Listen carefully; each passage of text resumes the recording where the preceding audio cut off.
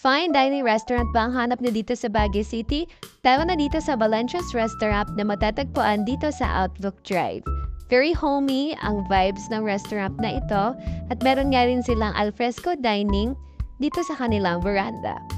Tiyak na mas maganda ang view dito kapag umaga or lunch kayo dumating, makikita niyo maraming puno sa paligid pero okay lang din sa gabi dahil marami rin silang pailaw. At eto na nga kami naghihintay ng aming mga orders. At una na nga dyan ang dalawang klase ng soup at dalawang klase ng salad na na-serve. Ang una ay pumpkin soup, meron din kaming mushroom soup, at dalawang klase ng masasarap na salad nila. At sumunod dito ay dalawang klase ng masasarap na pizza, ang creamy spinach at isang overload. At kita niyo naman, favorite ni Mama ang creamy spinach na ako din ay umapprove. Dahil masarap nga siya, creamy at lasang-lasa mga spinach. Ito rin si Lola kumakain. Sumunod naman dyan ang chicken wings at ang famous paella ng Valencia's at ang kanilang crispy pata na talaga namang crispy.